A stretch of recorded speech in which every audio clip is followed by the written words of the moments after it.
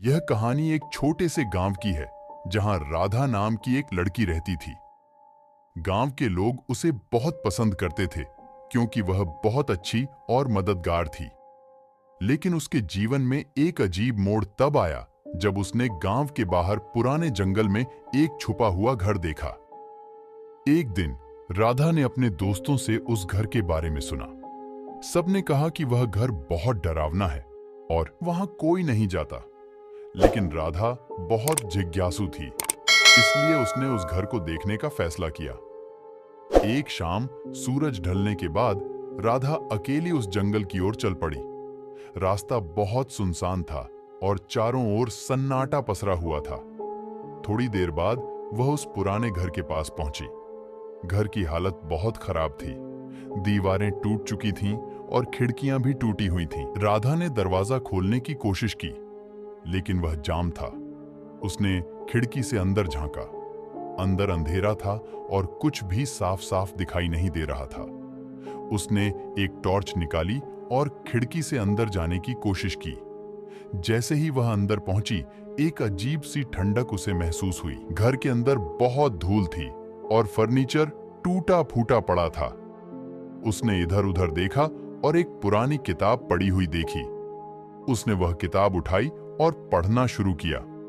किताब में गांव के पुराने दिनों की कहानियां लिखी हुई थीं। एक कहानी ने उसका ध्यान खींचा। यह कहानी एक औरत के बारे में थी जिसका नाम भी राधा था। वह औरत भी गांव की थी, लेकिन उसे गांव वालों ने इस घर में कैद कर दिया था क्योंकि उन लोगों को लगता था कि वह जादू टोना करती है।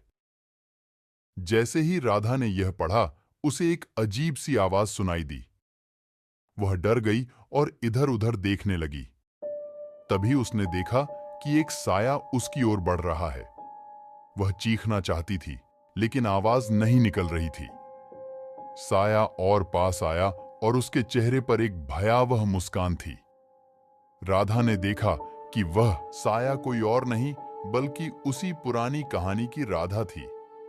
वह साया धीरे धीरे राधा के पास आया और उसके कान में फुसफुसाया, तुम मेरी कहानी जान चुकी हो, अब तुम्हें भी यहीं रहना होगा। राधा के पैर जड़ हो गए और वह हिल भी नहीं सकी। धीरे धीरे वह साया उसके अंदर समा गया और राधा बेहोश होकर गिर पड़ी। अगले दिन गांव के लोग राधा को ढूंढने निकले। उन्होंने पूरे जंगल को छान मारा, लेकिन राधा का कोई पता नहीं चला।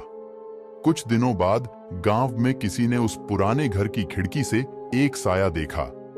गांव वाले समझ गए कि राधा अब उस घर की नई आत्मा बन गई है। उस दिन के बाद किसी ने भी उस घर की तरफ जाने की हिम्मत नहीं की। राधा की कहानी गांव के बच्चों को सुनाई जाती थी ताकि वे उस पुराने घर से दूर रहें। कहते हैं कि अब भी रात को उस घर से राधा की चीखें सुनाई देती हैं, जो अपनी मुक्ति के लिए पुकार रही हो।